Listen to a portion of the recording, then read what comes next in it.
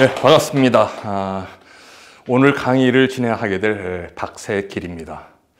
어디 가나 저를 소개하는 방식이 거의 비슷해요. 다시 쓰는 한국 현대사 저자 박세길. 그런데 이 약칭이 다연사라고 부르는데요. 1권을 출간한 게 1988년 제가 26살 때입니다. 그리고 3권을 출간한 해가 1992년도예요.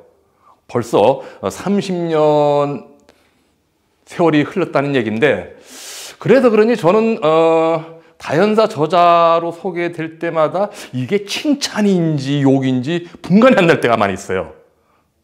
아니, 30년 전에 쓴 책 저자로 소개를 한다는 것은 그 책의 가치를 아직도 인정한다는 얘기일 수도 있고, 반대로 30년 동안에 그 책을 뛰어넘는 뭔가를 읽어내지 못했다라는 점에서 욕일 수도 있다는 것이죠. 아무튼 간에 30년이라는 세월이 벌써 우리들을 스쳐 지나갔는데, 흔히 강산이 3번 바뀔 수 있는 그 시간이라고 그렇게 이야기를 하죠. 그런데 한번 차분하게 한번 복기를 해봅시다. 그 사이에 얼마나 많은 역사적인 전환이 이루어졌습니까? 아마도 이렇게 많은 변화가 극심하게 이루어진 시기는 역사적으로 찾아보기 힘들 거예요. 자, 그런데 인간의 사유체계는 객관 세계의 변화를 반영하면서 능동적으로 작용하는 특성을 지니고 있습니다.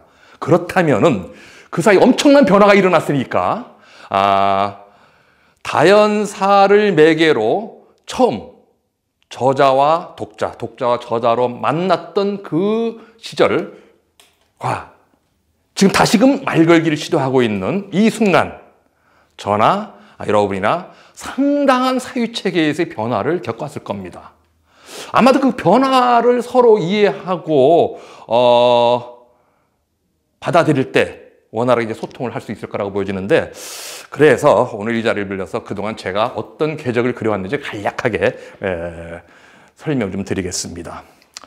자, 다연사 출간 이후 30년이라는 시간이 흘렀다고 했는데, 이 30년이라고 하는 제 삶은 정확히 두 구간으로 나눠집니다. 자, 이렇게 한번 그려볼게요. 자, 여기 15년입니다. 그리고 여기도 15년이에요. 정확히 이렇게 이제 반반으로 나눠지는데, 이 앞선 15년은 한마디로 다연사의 삶을 살았다라고 저는 그렇게 표현을 합니다. 이 다연사라는 책 속에 담겨져 있는 메시지를 널리 전파하고, 그리고 이를 실현하는데 조직적인 실천을 했던 그런 시절이었습니다. 과연 그런 식의 삶이 시적절한지에 대해서는 뭐 여러 가지 평가가 있을 수 있습니다만은, 사심없이 열심히 살았다고 하는 자부심은 제가 충분히 갖고 있습니다.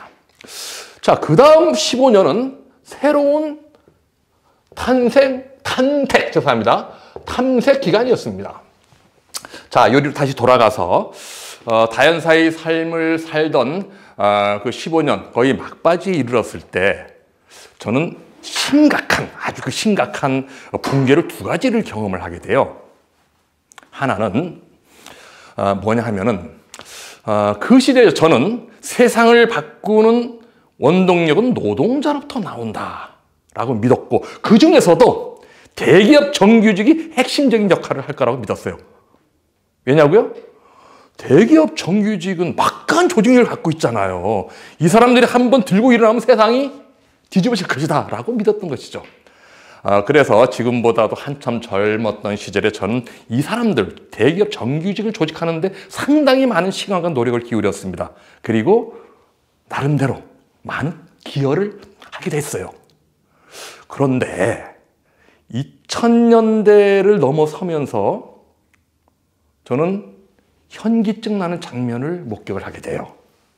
무슨 얘기냐 하면은, 제가 조직화에 젊음을 바쳤던 이 대기업 정규직들이 우리 사회에서 중상위권 소득 수준에 오르면서 현상 유지에 집착하는 기득권층으로 전락하기 시작한 겁니다. 그 단적인 징표는, 과거 노동자들은 자신의 삶을 자식에게 물려주지 않기 위해서 투쟁을 했어요. 그런데 이때부터는 거꾸로 자기 삶을 자식에게 대물림하기 위해서 제가 거친 표현을 쓰겠습니다. 안달을 하더라는 거예요. 기득권층으로 전락하고 있다는 명백한 징표였죠. 저는 이 점을 비교적 빨리 간파했습니다. 아하, 이 사람들로서 세상을 바꾸는 거 이제 불가능해졌구나. 제가 발 딛고 서 있는 기반이 무너지는 느낌이었습니다. 그 다음 또 하나. 제 나름대로 신념 체계가 작동하고 있었는데 어느 순간부터 이게 시대에 뒤처진 낡은 구닥다리라고 하는 게 명확히 드러나기 시작한 거예요. 더 이상 사람들에게 먹히지 않은 그런 또 다른 붕괴를 저는 경험을 했습니다. 자, 내가 발 딛고 서 있던 기반도 무너지고 나를 이끌었던 사회체계도 무너지고 아무것도 할 수 없는 그런 상황에 직면한 것이죠. 그 상태에서 계속 당시 위치를 고수를 했다고 한다면 저는 사기꾼으로 전락할 수밖에 없을 것이다 라고 생각을 했어요.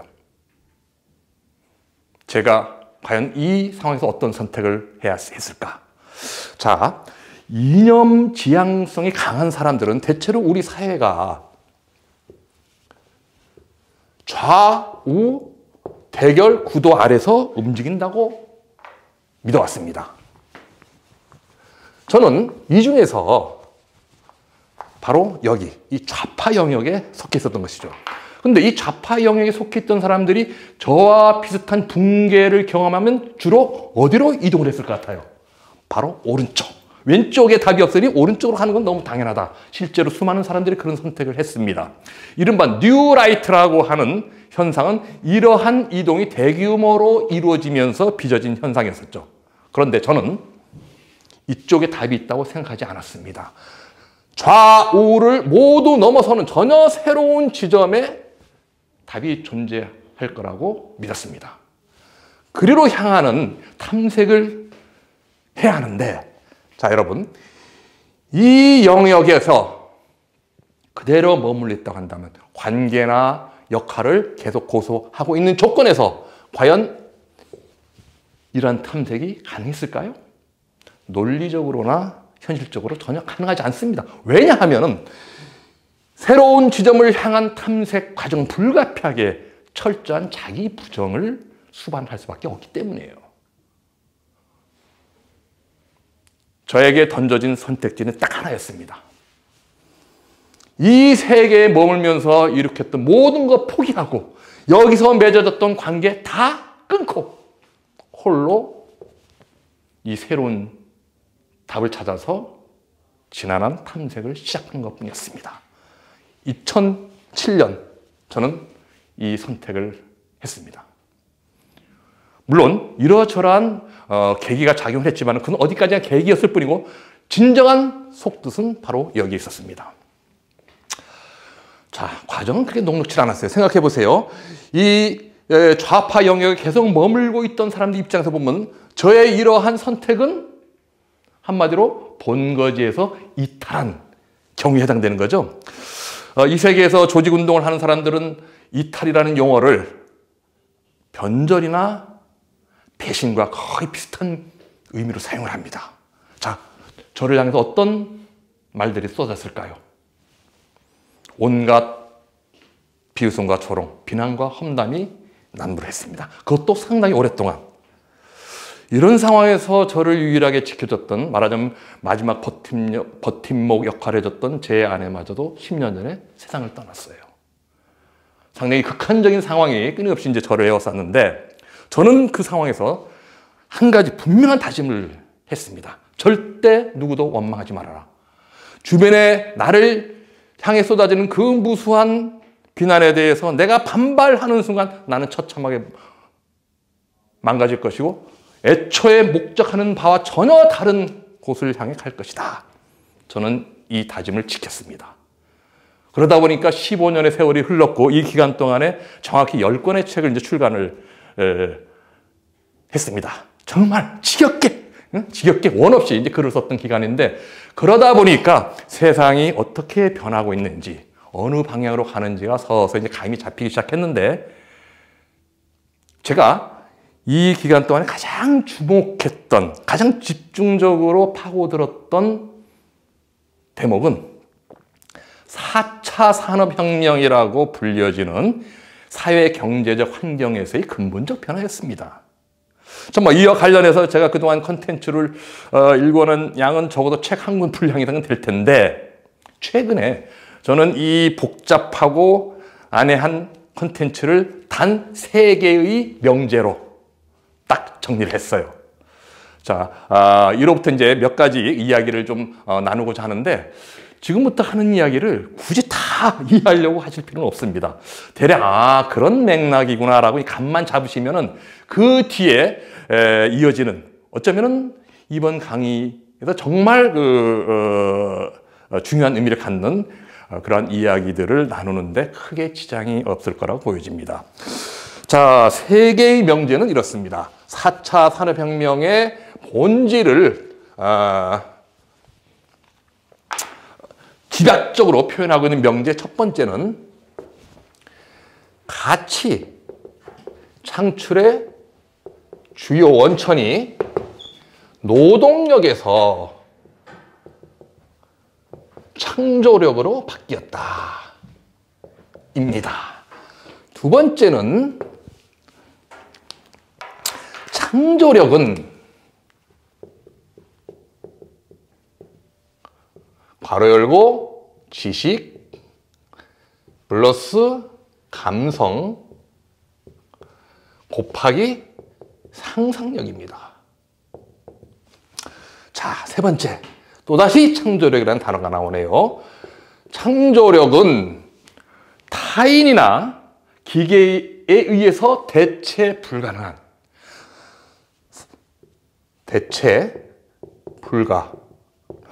사람에게 고유한 요소이다. 자, 그동안 이 세상의 변화에 대해서 관심을 갖고 관찰해 온 사람이라고 하면 이 3가지 명제가 무엇인지는 웬만큼 감을 잡으실 거라고 믿습니다. 그래서 더 이상의 부연 설명은 하지 않겠습니다. 중요한 것은 이러한 명제가 과연 우리 앞에 놓여진 과제를 해결하는 데 얼마나 유용한가의 문제이죠. 자, 정말 유용하게 이들 명제가 활용될 수 있는지 한번 살펴보도록 하겠습니다. 자, 4차 산업혁명 시기 핵심 이슈는 디지털 대전환을 주축을 하는 자동화입니다. 이 자동화 문제를 어떻게 이해하고 대응하느냐에 따라서 개인, 기업, 국가의 운명이 판이하게 갈라집니다. 그런데 한 가지 분명한 사실은 있어요. 뭐냐 하면은 자동화는 절대 피해갈 수 없다. 자동화에 뒤처지면은 도태한다는 얘기죠. 자동화는 선택이 아니라 필수란 얘기입니다. 잘 기억해 주시기 바랍니다. 이 자동화에 대해서 그동안 우리 사회를 지배해온 통념이 하나 있어요. 자동화는 원래 이런 거야. 그 외에 뭐 다른 자동화가 있을 수 있는가? 무슨 이야기냐 하면은 자동화를 사람을 기계로 대체하는, 사람을 배제하는 수단으로서 자동화를 이해하고 또한 이용해왔다는 얘기입니다. 이 점에서 한국은 오랫동안 세계 최고 수준을 기록을 해왔어요. 단적으로 산업용 로봇 사용 대수에서 우리가 압도적 1위를 오랫동안 기록해왔습니다. 경영자들은 이렇게 하면은 당연히 생산성이 올라서 기업 경쟁력도 강화될 거라고 믿어 의심치 않았는데 결과가 어떻게 나타나느냐. 그동안 줄곧 노동 생산성이 쭉 하락해왔어요. 기대했던 것과는 정반대의 결과가 나타나는 겁니다. 이게 도대체 어떻게 해서 이런 결과가 나타났을까? 이 로봇들이 말이 그동안 자리를 비운 사람이 낮잠을 잤나? 아니면 누가 장난을 쳤나? 매우 곤혹스러워했는데 자세히 살펴보면 사실 원인이 명확해요. 인과관계가 뚜렷이 드러납니다. 뭐냐 하면은 자, 요즘 그 시장 동향은 한마디로 얘기해서 고객이 저마다 특색 있는 요구를 제시를 해요. 올리 원을 추구하는 경향이 강하다는 겁니다. 그마저도 오늘 다르고 내일 다르고 시시각각 변해요.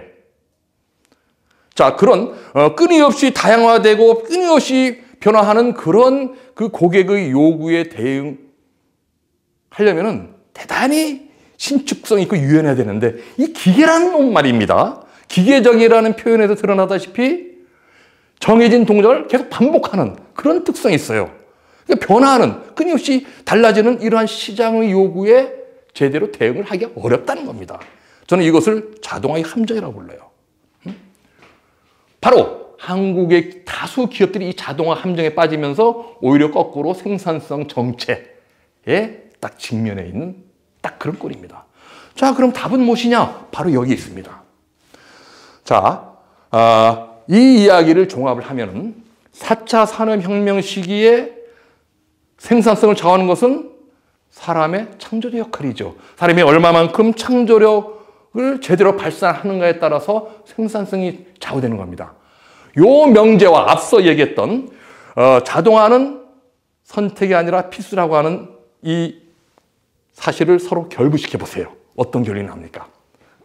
답은 명확합니다. 사람의 창조적 역할을 강하게 한 수단으로 자동화를 적극 활용해야 된다. 무슨 얘기냐? 기계가 할 수 있는 기계에 맡기라는 얘기예요. 그리고 사람은 창조적 역할에 집중할 때 생산성이 지속적으로 오를 수 있는 게 4차 산업혁명 시기의 특성이라는 얘기입니다. 그게 그 말이 됩니까? 자, 몇 가지 사례가 이를 뒷받침해 주는데, 자, 이 자동화를 둘러싼 인식의 혼란에서 가장 그 대표적인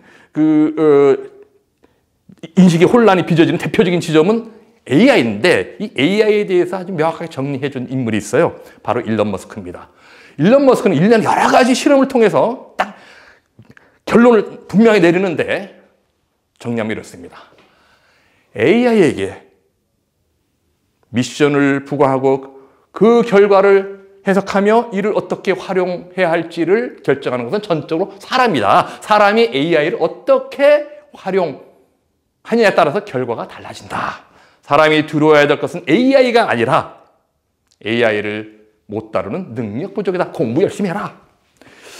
자, 이러한 인식의 기초에서 사람의 창조적 역할을 강화하는 수단으로 자동화를 활용함으로써 크게 성공을 거둔 나라가 있습니다. 바로 독일입니다. 이름하여 인더스트리 4.0이 바로 그런 과정을 거쳐서 독일의 기업, 나아가 독일 국민 경제가 크게 발전한 사례입니다. 사실 국내에 돌아와도 이를 뒷받침한 사람은 꽤 많아요. KBS 중견만리에서 방영한 주식회사 센트럴이라고 하는 그 자동차 부품업체가 있는데, 여기서 똑같은 과정을 보여줍니다. 매우 높은 수준에서 디지털 전환을 시도함으로써 스마트 팩토리를 구축을 하게 되는데요. 그 과정에서 단순 반복 이염 작업에 종사하는 일자리는 대폭 줄어들거나 사라졌어요. 반면에 전혀 다른 분야에서 훨씬 고부가가치 작업을 하는 일자리가 더 많이 늘어났습니다. 전체적으로 일자리의 양과 질이 다 개선됐다는 얘기죠. 한마디로 간통하는 원리는 사람의 창조적 역할을 강하게 한 수단으로서 자동화를 활용하는 사람 중심 자동화입니다. 이게 답이라는 거예요.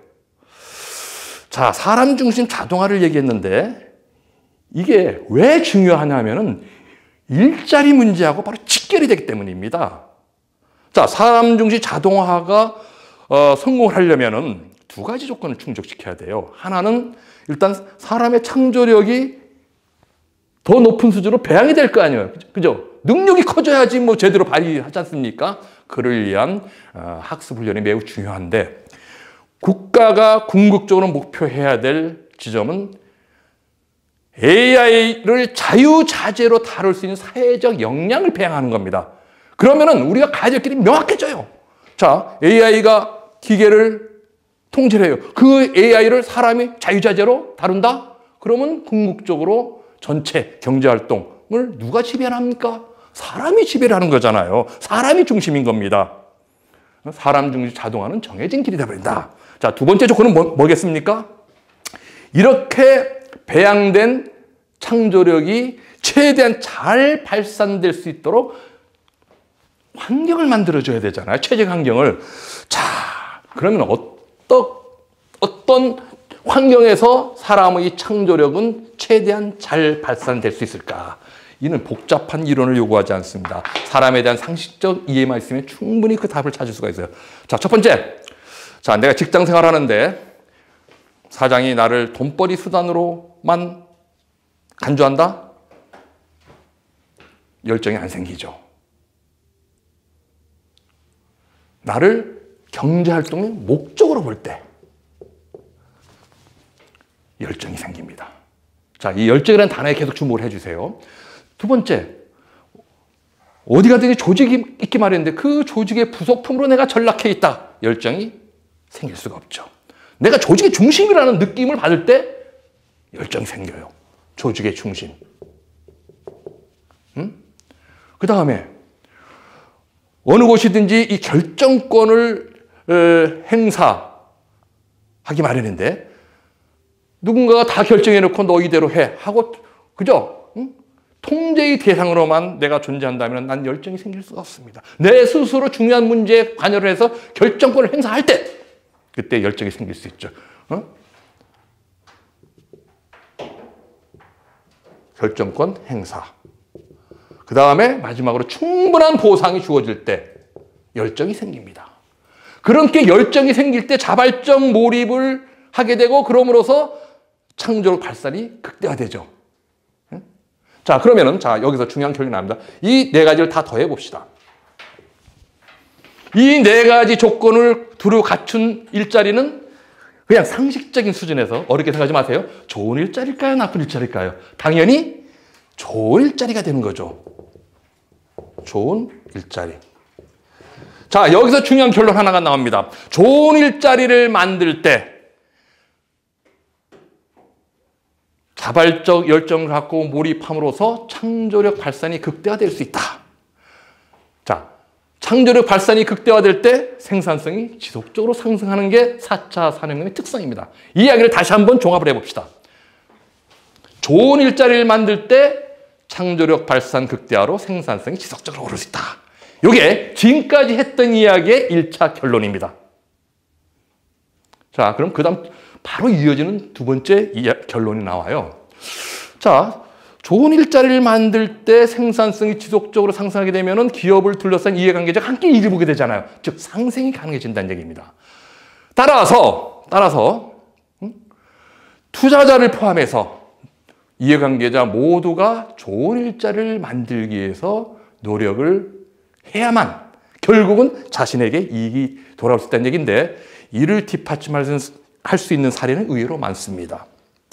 자, 언론 매체에 종종 보도가 됐습니다만은 이 벤처 기업을 중심으로 많은 기업들이 직원의 행복을 우선함으로써 결과적으로 경영 실적도 개선되는 그런 효과를 거둔 곳이 꽤 많습니다. 달리 말하면 좋은 일자리를 만들기 위해서 노력했더니만 생산성이 올라서 기업도 같이 잘 나가더라 이런 얘기인데 그래서 나온 얘기가 돈을 잘 벌어서 행복한 것이 아니라 행복해서 돈을 잘 번다라는 얘기가 나왔어요.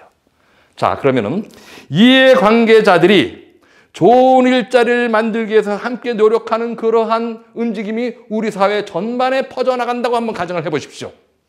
한마디로 일자리 상황에서 혁명적 변화가 일어나겠죠.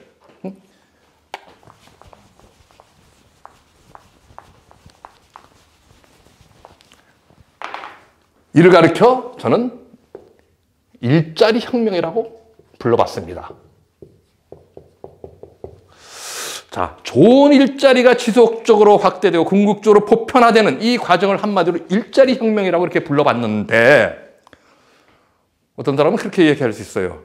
야, 지금 일자리가 부족해서 난리인데 거기다가 좋은 일자리 너무 좀 사치스러운 거 아니냐? 아닙니다. 자, 좋은 일자리의 지속적 확대에 대해서 아주 절박한 이해관계를 갖고 있는 사람들이 있죠. 누구죠? 바로 청년들이죠. 자, 청년들이 지금 여러 가지로 많은 어려움을 겪고 있고 그러다 보니까 어느새 이 청년 문제가 우리 사회의 가장 뜨거운 이슈로 지금 등장을 해 있어요. 그 첫 번째, 청년들이 겪고 있는 첫 번째 문제가 뭡니까? 바로 일자리 문제잖아요. 그런데 정확하게 이야기하자면 일자리 부족이 아닙니다. 한편에서는 지금 사람 못 구해도 난리인데 왜 절대적으로 일자리가 부족하다고 얘기할 수 있겠습니까? 청년들이 겪고 있는 고통은 이 청년들의 이 눈높이에 맞는 좋은 일자리가 절대적으로 부족함으로써 그 얼마 안 되는 좋은 일자리를 두고 청년들이 서로 치고받고 싸우면서 경쟁하는 전쟁을 치르면서 빚어진 것이죠. 따라서 이 좋은 일자리를 어떻게 확대할지에 대한 보관이 없는 채 청년 문제를 해결하겠다고 말하면 안 된다는 얘기예요.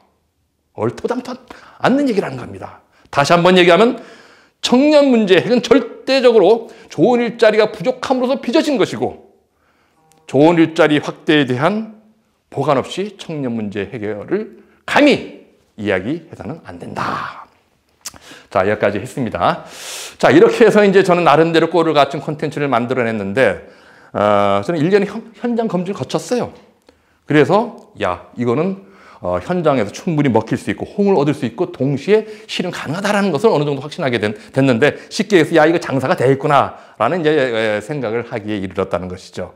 그래서 모든 것을 집약하고 일자리 혁명을 이제 브랜드로 해서 이제 본격적인 이제 장사를 하려고 이제 딱 이렇게 하다 보니까 세 가지 문제가 이게 등장을 하는 거예요. 하나는 뭐냐면은 모든 제품은 유통기간이 있잖아요.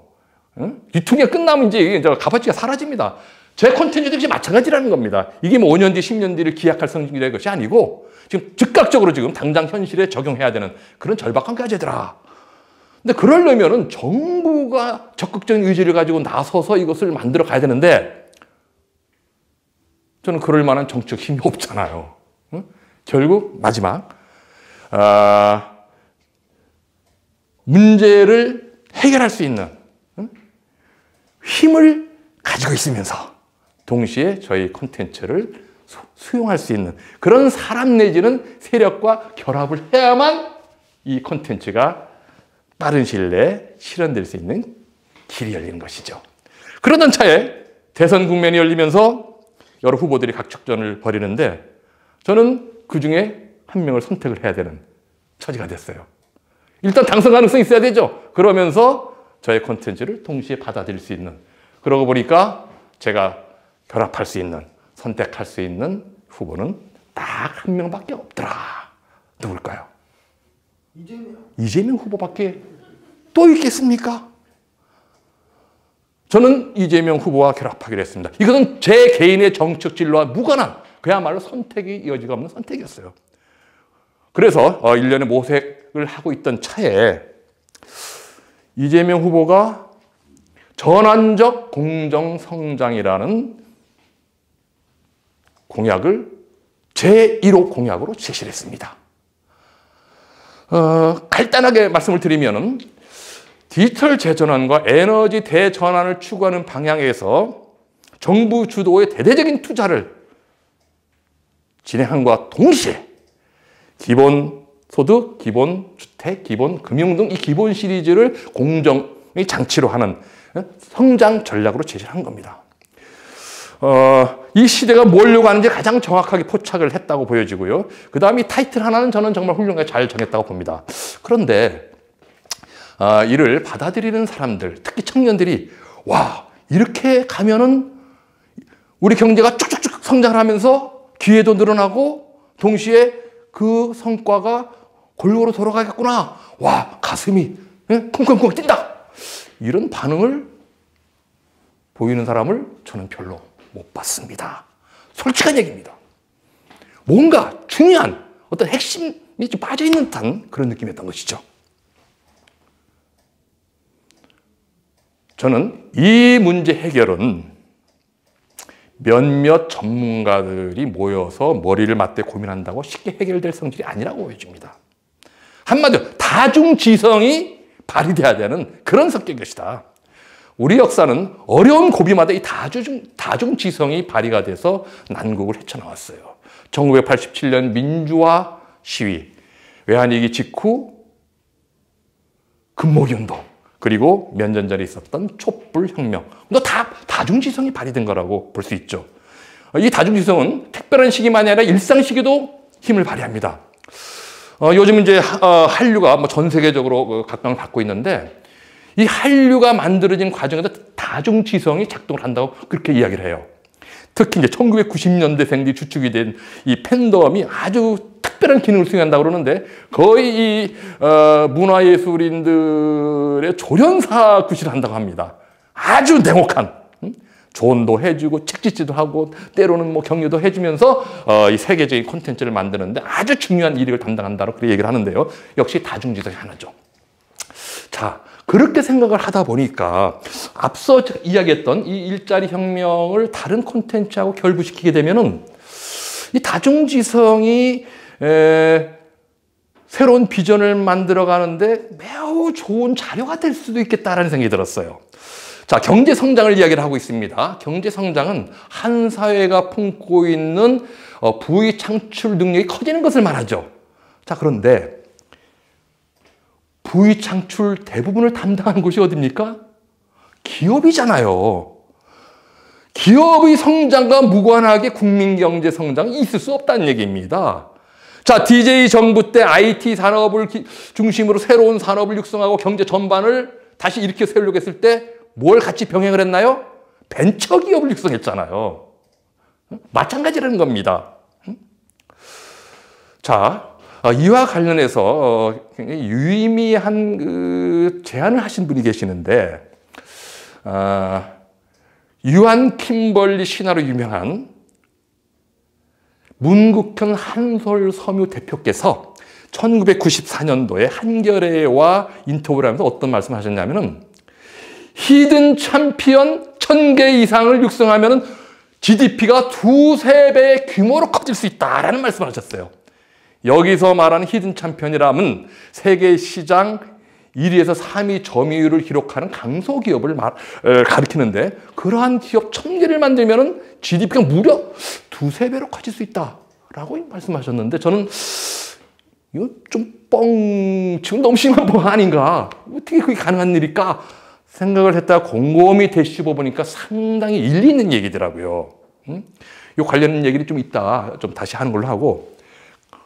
자, 그런데 이러한 문 대표의 제안은 보기에 따라서 이미 시동이 걸렸다. 그리고 상당 정도 그 실현 가능성을 입증해 왔다라고도 얘기할 수 있습니다. 이건 또 무슨 엉뚱한 소리인가? 바로 소부장 육성 정책 속에 그 답이 있어요. 자, 2019년 7월 달에 우리 일본의 아베가 아주 의미심장한 사고를 쳐줬죠. 소부장, 소재, 부품, 장비, 대한 수출 규제를 선언했습니다. 이를 계기로 정부와 기업, 대기업과 중소벤처기업, 그 다음에 노사가 협심해서 똘똘 뭉쳐가지고 이 난국을 헤쳐나가기 위해서 엄청난 노력을 기울였습니다. 거기서 나온 얘기가 뭐냐면은 소부장, 으뜸기업 100개를 육성하자라고 정책을 발표하고 그것을 추진해요. 으뜸기업 100개.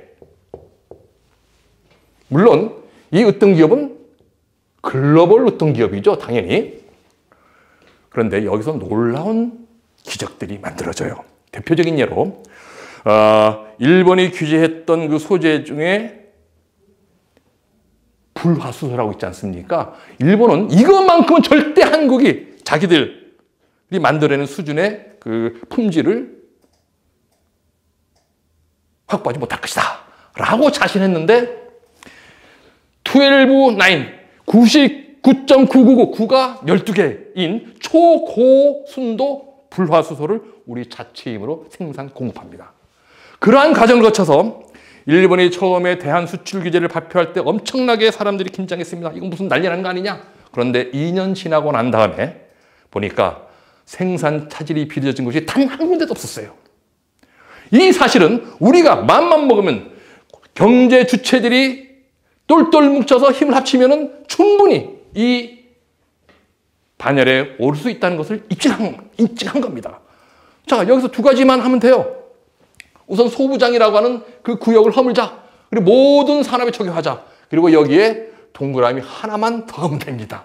간단합니다. 그러면은 글로벌 으뜸기업 1000개를 육성하는 것이 되고, 이때 으뜸기업은 앞서 히든 챔피언과 같은 맥락의 얘기가 될 겁니다. 가능한 얘기라는 거예요. 그런데 여기 하나 전제가 있어야 되죠. 성장의 성과가 모든 사람의 골고루 돌아가는 공정성장이 돼야 됩니다. 이를 어떻게 보장할 건가? 이 또한 간단합니다. 자, 정부가 특정 기업을 선정을 해서 집중 지원을 통해서 글로벌 으뜸 기업으로 이제 성장시키는 그런 전략 내지는 정책을 구사해야 될 텐데요. 당연히 엄격한 선정 기준이 있어야 되겠죠. 중소벤처기업 이건 기본이 될 겁니다. 자생력이 강한, 역시 기본이 될 거예요. 으뜸 기업으로의 성장 가능성이 풍부한, 역시 기본이 될 텐데, 여기에다가 하나, 일자리 혁명 의지가 확고한, 정확히 얘기하면 일자리 혁명을 앞장서서 실천한 기업, 요 하나를 더하면은 문제는 해결된다 라는 얘기입니다. 자, 그러면은 일자리 혁명 의지가 분명한 그런 조건을 포함해서 글로벌 으뜸 기업 1000개를 육성했다고 가정합시다. 과연 정말로 우리 경제가 쭉쭉 커나가면서 그 성과가 모두에게 골고루 돌아갈까? 그렇다는 얘기입니다. 그렇다는 얘기. 왜 그러냐? 자, 으뜸 기업이 되면 글로벌 시장을 접수하는 거 아닙니까? 점령하는 거예요. 매출이 급격히 늘어납니다. 이거 하나만 해도 엄청난 성장 효과가 있어요. 근데 여기서 그치지 않죠? 단계별로 지원 대상, 집중 지원 대상 기업들을 선정할 텐데, 그러다 보면 1000개보다 수십 개 많은 기업들이 이 프로그램에 참여하게 경쟁을 할 거 아닙니까? 그 과정 속에서 자연스럽게 일자리 혁명을 내면하게 돼요. 근데 일자리 혁명을 하게 되면은 생산성이 지속적으로 상승하잖아요. 기업이 성장 발전합니다. 기업의 발전과 일자리 혁명 사이는 선순환 관계가 성립된다는 것이죠. 자연스럽게 한번 맛을 들이면 체질화됩니다. 자, 이렇게 되면은 바로 표준화, 일반화 효과가 발생해요. 일자리 혁명을 원동력으로 성장하는 기업이 보다 경쟁력에서 우월한 지위를 갖게 되면서 나머지 기업들이 자연스럽게 이걸 따라하게 된다는 것이죠.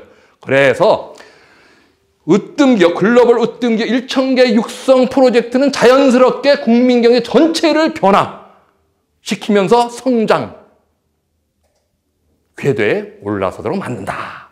자, 그런데 여기서 굉장히 중요한 포인트가 있죠. 일자리 혁명을 공통적으로 성장 발전의 원동력으로 삼는다는 얘기입니다. 근데 일자리 혁명 뭐라고 그랬죠? 좋은 일자리의 지속적 확대 보편화 과정이라고 그랬어요.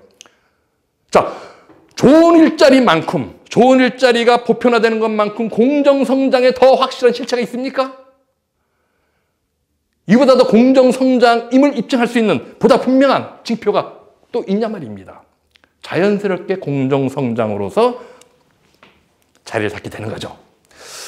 자, 이러한 이야기들을 저는 다중지성이 하나의 재료로 삼아서 전환적 공정성장을 정말 가슴 설레게 만드는, 가슴 뜨겁게 만드는 비전으로 보충하고 완성해 가기를 바랍니다. 그런데 여기서 반드시 우선적으로 사력을 다해서 해결해야 될 과제가 있어요. 그게 뭐냐? 자, 요즘 이제 청년 문제가 우리 사회의 가장 뜨거운 이슈로 떠올랐다고 그랬는데, 어떤 사람은 이렇게 해결될지 몰라요. 아니, 청년 문제는 어느 시대, 어느 사회나 다 있는 거야. 왜 그걸 가지고 굳이 그렇게 난리야? 근데 과연 그럴까요? 자, 외환위기 직전 1980년대, 90년대를 대표했던 청년 세대 하면 누가 떠오릅니까? 바로 그 유명한 386 세대가 떠오르죠. 자, 제가 386 세대 고참 해당되는데, 제가 대학 들어갈 때 정원이 딱 2배로 늘어났습니다. 시험 딱 하나, 예비고사만 보고서 대학 편안히 들어갔어요. 그 다음에 졸업할 때쯤 되니까 저희 동기들이 단군 일의 최대 호황이 펼쳐지면서 졸업장 하나만 있으면, 다른 스펙 필요 없었습니다. 졸업장 하나만 있으면은 자기가 원하는 직장 골라서 갔어요. 참 꿈 같은 얘기죠. 그 다음에 90년대 접어들어서 이제 막 결혼들을 했는데, 그때 노태우 정부가 공약으로 내세웠던 주택 200만 호를 대대적으로 공급합니다. 주변 시세보다도 싸게 아파트 분양받아서 손쉽게 중산층 대열에 합류할 수 있었어요. 이때 당시 청춘은 축복과 행운, 성공의 보증수표였습니다. 그러던 것이 외환위기를 거치면서 완전히 정반대가 됐잖아요. 그렇다면 외환위기를 거치면서 이전에 없었던 내지는 뭔가 획기적으로 달라졌던 새로운 요소가 등장을 했다는데 과연 그게 뭐냐? 사람이란 존재는 이 인식체계, 이 두뇌 속에서 작동한 인식체계에 의해서 절대적으로 행동이 규정이 돼요. 자, 독일 사람들은 오늘날까지 카드 결제를 여간에 안 합니다. 왜? 과거 그 히틀러 시대 끔찍한 경험이 아직도 기억 속에 살아있으면서 국가가 개인의 정보를 장악 통제하는 것에 대해 극도의 불안과 불신을 품고 있어요. 그래서 제도 내지는 기술적 환경과 무관하게 철저히 현금 결제를 선호합니다. 하나의 사례죠. 자, 그렇다면 외환위기를 거치면서 어떤 인식체계가 새로 작동했길래 청년들은 과거 386과 달리 전혀 다른 상황에 직면해야 했는가? 결론은 딱 하나입니다. 외환위기를 거치면서 미국식 경영 논리가 기업 전반을 지배하게 되고 그 결과 사람을 철저하게 비용으로 보기 시작을 해요. 그 전에는 가족으로 봤습니다. 일본의 영향을 받아서. 자, 여러분, 뭐가 다를까요? 가족으로 간주할 때는 끝까지 책임지는 대상이죠. 반면에 비용은 철저하게 줄여야 할 대상입니다. 실제로 외환위기 이후 기업들은 일관되게 사람 관련 비용을 줄이기 위해서 노력을 해왔어요. 그 일환으로 사람을 배제하는 자동화를 강도 높게 추구해왔죠. 앞서 얘기했다시피. 자, 그 결과는 뭡니까? 이 사람이 없어도 일이 대개금 돌아가는 것을 기업은 추구해온 거예요. 한마디로 그 사람을 쓸모없는 존재로 만들기 위해서 노력을 해왔다는 것이죠. 남아있는 사람들 상당수를 비정규직으로 전환을 시켰습니다. 비정규직이 뭡니까? 한마디로 쓰다 버리는 일회용 소모품이죠. 자, 이런 상황이 계속 20년 넘게 진행되어 왔어요. 그러면 시간이 흐르면 일자리 상황은 어떻게 됐을까요? 갈수록 나빠질 수밖에 없죠. 한마디로 일자리의 지속적 악화가 나타납니다. 앞서 얘기했던 좋은 일자리가 줄어든 것은 바로 그로 인한 필연적 결과죠. 그래서 나중에 늦게 사회에 진입하는 청년일수록 직격탄을 맞을 수밖에 없는, 더 안 좋은 상황에 직면할 수밖에 없는, 이게 바로 철저히 여기로부터 다 시작됐다는 겁니다. 이게 문제의 근원이라는 얘기예요. 그런데 사태는 여기서 그치지 않죠. 자, 4차 산업혁명 시기 생산성은 사람의 창조적 역할 여하에 달려있다고 앞서 얘기를 했습니다. 여러분, 회사는 끊임없이 나를 쓸모없는 존재로 만들려고 하고 일회용 소모품으로 간주하는 그런 상황에서 생산성을 좌우하는 의욕과 열정이 생겨나겠습니까? 그렇다라고 한다면 오히려 이상한 현상이죠. 사람을 철저히 비용으로 간주하는 이러한 문화는 사람의 의욕과 열정을 끊임없이 죽이고 뭉개왔습니다. 그 결과 생산성이 지속적으로 떨어졌던 거예요. 이는 전체 국민경제 성장률에 그대로 나타나는데 외환위기 이후에 말입니다. 5년 단위로 연간 경제 성장률이 평균 1포인트씩 뚝뚝 떨어졌어요. 5%에서 4, 3, 2, 1 마침내 제로 성장에 근접해버린 겁니다. 이것은 우리 경제에 빨간불이 반짝반짝 빛나기 시작했다는 얘기고 더 이상 이 상황에 머물러서는 매우 위험할 수 있다고 하는 극적인 반전을 모색해야 하는 그런 상황인데, 그렇다면 자, 모든 문제의 근원인 사람을 철저히 비용으로 보는 이것을 바꿔야 될 거 아니에요. 뭘로 바꿔야 되느냐? 역시 앞서 4차 산업혁명의 본질에 대한 그 명제에서 답을 찾을 수 있습니다.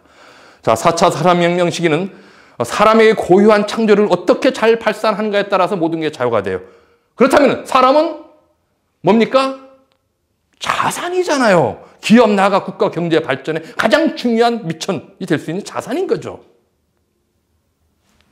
사람을 비용이 아닌 자산으로 봐야 된다는 것입니다. 자, 그러면은 뭐가 다르냐? 자, 비용으로 보면은 최대한 줄이려고 하잖아요. 줄여야 할 대상이죠. 여기는 뭐죠? 최대한 키워야 할 대상이잖아요. 완전히 달라지는 겁니다. 최대한 자산을 키우려고 하면은 결국은 그 자산 가치를 높이기 위해서 뭐가 필요해요? 앞서 얘기했다시피 좋은 일자리를 만들어야 되고 일자리 협력으로 갈 수밖에 없어요. 한마디로 180도 모든 게 바뀌기 시작하는 것이 사람을 어떤 시각으로 보는가 하는 인식 전환이란 겁니다. 자, 사람을 비용이 아닌 자산으로 보는 이 인식 전환은 한국 경제의 국면 전환, 즉 외환위기 이후 지속된 저성장 국면에서 살피해서 지속적 성장이 이루어지는 재도약 국면으로 가기에 반드시 거쳐야 되는 대전제입니다. 자, 이러한 인식 전환이 이루어지지 않은 상태에서 한국 경제의 국면 전환이 가능하냐? 절대 불가능하다는 얘기입니다. 생각을 한번 해보세요. 기업들이 여전히 사람을 비용으로 보면서 그 비용을 줄이기 위해서 골몰하는 분위기 속에서 디지털 대전환이 어떤 식으로 이용되겠습니까? 똑같이 사람에 대한 비용을 줄이는 기회로 활용할 거 아니에요. 그렇게 되면 일자리가 줄어들 확률이 높습니까? 늘어날 확률이 높습니까? 일자리가 좋아질 확률이 높습니까? 나빠질 확률이 높습니까? 총량적으로 볼 때. 그만큼 이 인식의 전환은 반드시 거쳐야 돼. 그런 과정이고 이 일을 전제하지 않으면 그 다음 국면으로 나아가는 것은 원천적으로 불가능하다. 자, 그런데 한 가지 문제가 있습니다. 이 인식의 전환은 자연스럽게 저절로 이루어지질 않아요. 이 인식체계는 한번 머릿속에 굳어지면 쉽게 안 바뀝니다. 따라서 지속적인 문제제기, 광범위한 심층 토론, 그리고 인식 전환에 대한 폭넓은 공감대를 형성하는 일련의 과정들이 있어야 되는데 이를 가르쳐서 우리는 한마디로 캠페인이라고 그러죠. 바로 이 캠페인을 통해서 이러한 인식 전환이 가능하다는 얘기입니다. 자, 문제는 이를 누가 할 것인가? 누가 앞장서서 이 캠페인을 벌릴 것인가인데, 자, 여기서 한 가지 짚고 넘어갈 사항이 있습니다. 지금부터 1년 전만 하더라도 이재명 당시 지사죠. 지사가 집권 민주당의 당 후보, 대통령 후보가 될 것이라고 확신 있게 내다본 사람은 별로 없었습니다. 그런데 결과는 결선도 아예 생략하고 본선으로 진출하는 이변을 연출했어요. 놀라운 일이 벌어진 겁니다. 지나온 과정을 돌이켜보면 그 답이 나와요. 1987년 이후 한국의 정치사는 10년 단위로 정권이 바뀌고 5년 단위로 세력이 교체됐습니다. 단 한 번도 민심은 현상 유지를 허락하지 않았다는 얘기죠. 무서운 민심입니다. 마찬가지라는 거예요. 민심이 중원에 이렇다 할 세력이 없는 변방의 아웃사이더 이재명을 선택한 것은 이를 발판 삼아 또다시 세력 교체를 이룰 수 있기를 갈망했던 것이죠. 자, 촛불 혁명을 거치면서 문재인 정부가 출범했습니다. 그 주축은 386 세대였어요. 제가 포함되어 있는. 그러나 부끄럽게도 통탄스럽게도 그 386 세대에게 민심이 명했던 외환위기 후 지속된 이 저성장 국면, 지긋지긋한 이 저성장 국면을 마감하는데 성공 못했습니다. 민심은 이에 대해서 냉혹한 평가를 한 겁니다. 자, 그러면은 386 세대를 넘어서서 어떤 세력이 새롭게 시대의 주역으로 떠오를 것인가? 자, 요즘 MZ세대라고 불리는 2030 세대가 상당히 많은 그 스포트라이트를 받고 있는데 저는 이들 세대가 엄청 풍부한 잠재를 지니고 있다고 믿고 있습니다. 앞으로 번영의 한 시대를 이끌어갈 수 있는 주역이 될 수 있다고 확신합니다. 그런데 아직은 충분히 준비가 되어 있지 않죠. 1990년대 격동의 한 시기를 보내면서 나름대로 정치적으로 단련됐고 나름대로 또한 풍부한 사회적 경륜을 쌓으면서 새로운 시대 주역으로 무대에 데뷔할 수 있는 요건을 갖춘 세력은 딱 하나밖에 없습니다. 다름 아닌 97세대입니다. 바로 여러분들. 그런데 이 97세대가 무대에 데뷔할 채비를 해야 하는데 너무 조용해요. 너무 조용합니다. 무대에 데뷔하려면은 어디 가서 신고식도 좀 하고 자신의 존재를 알리기 위한 홍보 마케팅도 하고 리허설도 하고 좀 시끌벅적해야 되는데 너무 조용해요. 혹시 누군가가 자리를 마련했고 자 가시죠 제가 모시겠습니다 라고 다가오기를 기대하고 있는 거 아닙니까? 하지만 우리 97세대를 둘러싼 주변의 시선은 싸늘하기 그지없습니다. 많은 사람들이 97세대 하면은 자신만의 독자적인 정체성을 형성하지 못한 386세대의 아르르 보는 경향이 강해요. 그래서 어떤 현상이 펼쳐지고 있냐? 참 끔찍한 얘기일 수 있는데 요즘 정치권이나 이 기업에서 자, 97세대는 제쳐 그리고 바로 건너뛰자 라는 97세대 패싱 분위기가 지금 상당히 심상치 않게 지금 번지고 있어요. 여러분 정신 차리지 않으면은 아무도 기억해주지 않는 그런 세대로 전락할 위험에 처해 있다는 겁니다. 정신 똑바로 차리고 독하게 마음 먹고 나서야 합니다. 앞서 이야기했던 사람을 비용이 아닌 자산으로 보는 이 인식의 대전환을 위한 캠페인이 바로 여러분에게 둘도 없는 기회를 제시할 겁니다. 386의 한계를 뛰어넘어서 지겹기 짝이 없었던 외환위기 이후 저성장 국면에 마침표를 짚고 새로운 재도약국으로 나가는 데 있어서 역사의 분수령을 바로 이 캠페인을 통해서 마련할 수 있는 겁니다. 그 주역이 될 수 있는 겁니다. 97세대 여러분들이. 과감하게 나서야 할 때가 왔다는 겁니다. 그럼 언제부터 캠페인이냐? 바로 지금 이 순간부터. 왜? 이번 대선의 명운을 좌우할 매우 중요한 어쩌면 핵심적인 프로그램으로 이 캠페인이 기능할 수 있기 때문입니다. 자, 4.7 재보궐선거를 겪으면서 누구나 이 2030 세대가 이번 대선의 명운을 가를 거라고 다 얘기를 하고 있습니다. 그런데 이 2030 세대가 후보들의 애간장을 태우고 있어요. 뭐 좀 쓸만한 공약을 제시해도 시큰둥합니다. 씨알이 안 먹혀요.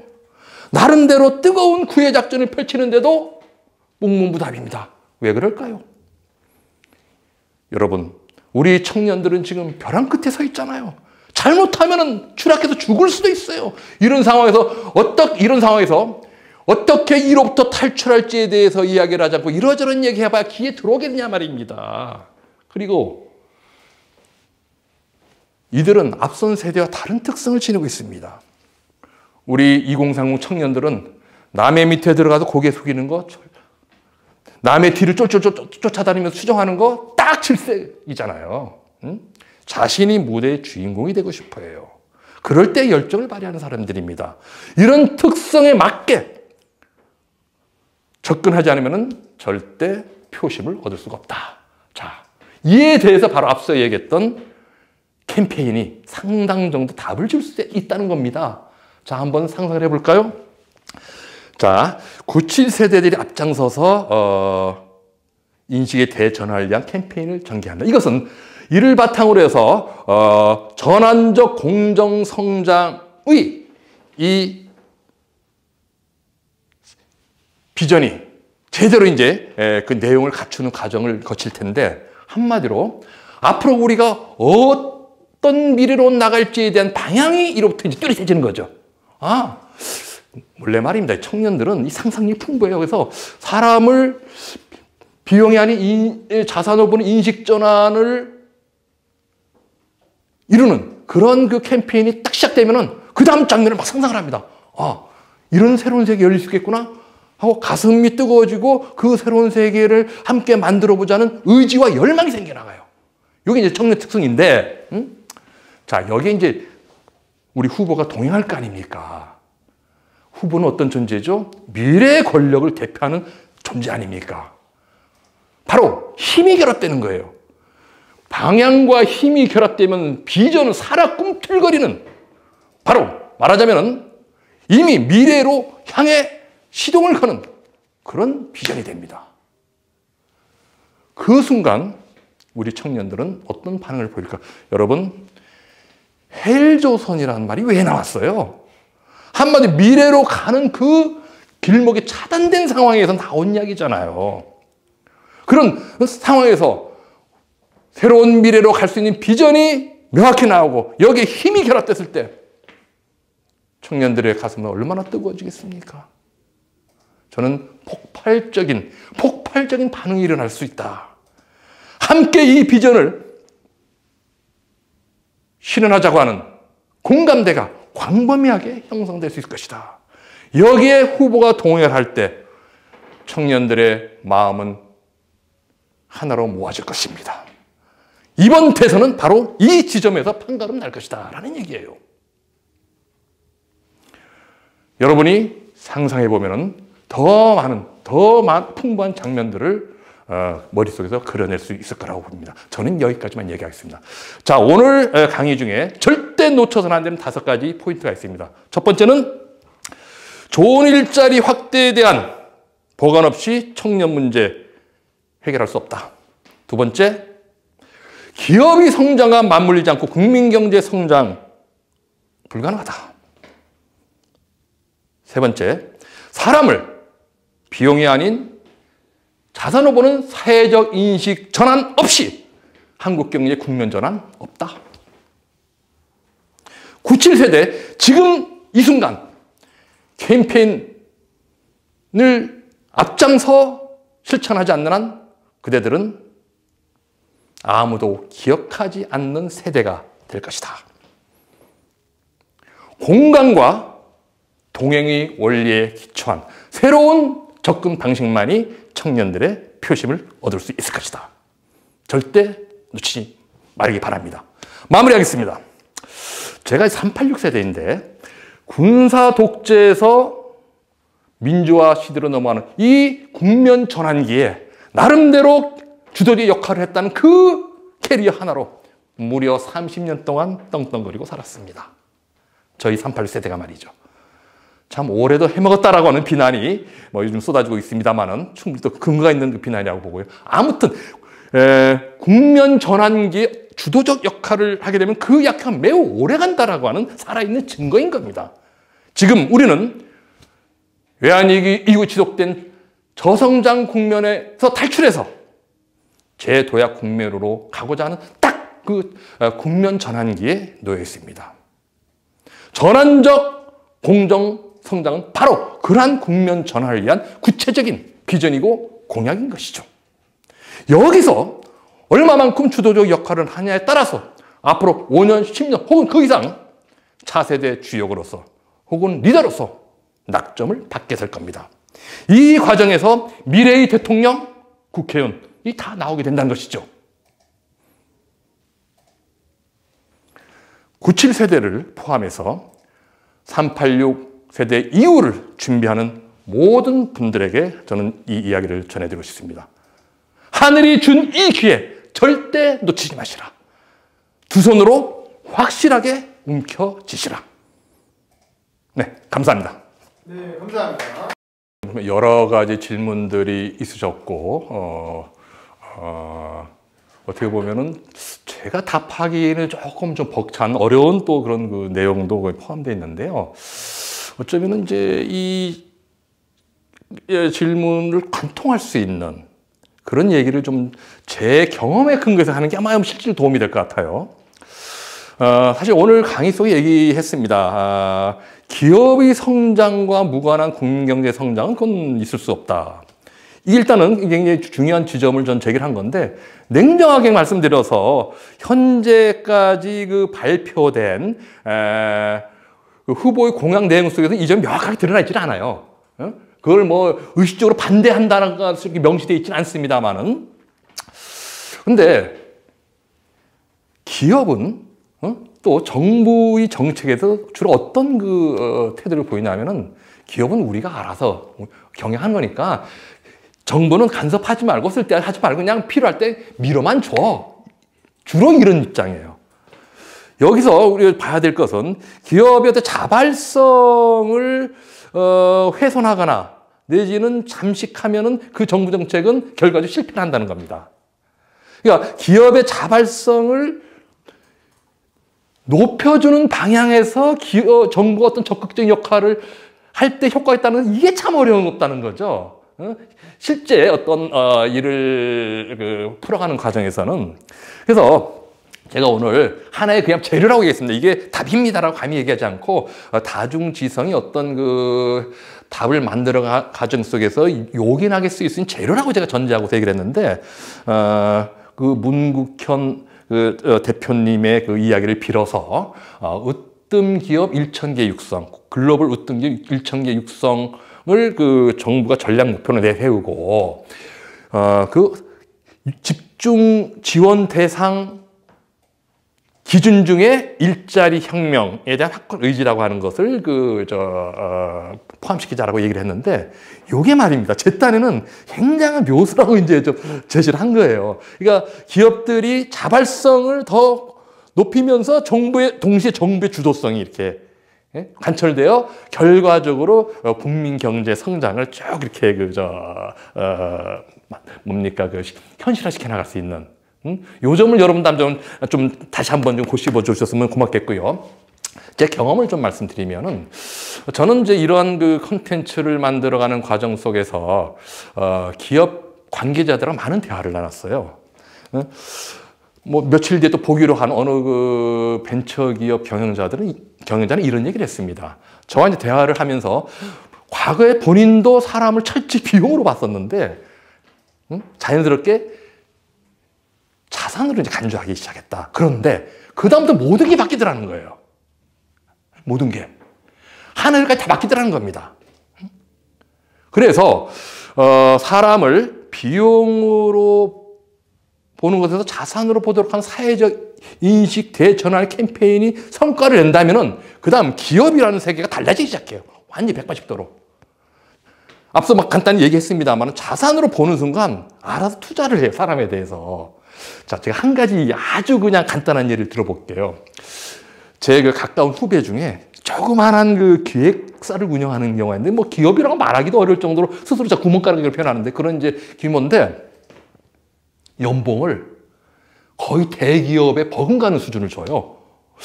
참 신기하더라고요. 그래서, 아니, 도대체 무슨 재주로, 그런 연봉을 지급하냐 했더니 딱 한마디로 대답을 하더군요. 요즘 사람들은요, 요즘 젊은 사람들은 이제 그런 의미로 쓴 것 같은데, 되로 주면은 말로 갚습니다. 주는 만큼 그 이상을 만들어냅니다. 그러니까 제가 연봉 주면서 운영하죠. 제가 무슨 땅 팔아서 업체 운영하겠습니까? 이것은 사실 많은 사례를 통해서 입증된 바예요.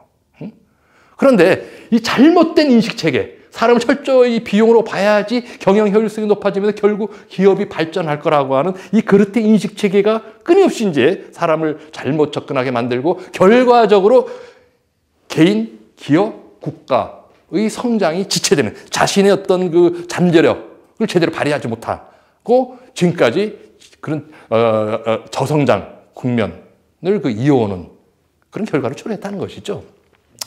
그래서 저는 다른 얘기를 길게 하지는 않겠습니다. 제 얘기는 나름대로 기업 관계자들과의 지난한 토론을 통해서 형성된 것이고, 또한 충분치 않습니다. 우리 사회에서 여전히 일부에 불과하지만은 이게 충분히 실현 가능한 이야기라고 하는 것을 많이 입증을 해왔다라고 하는 것을 좀 강조를 드리고 싶고, 그런 점에서 저는 딴 거 없습니다. 사람을 보는 시각, 그것을 바꾸는 데서 모든 것이 다 바뀔 수 있다라고 하는 전 그에 대한 나름대로 확신을 갖고, 다만 기업의 처지와 조건에 따라 일정한 차이는 있을 수 있어요.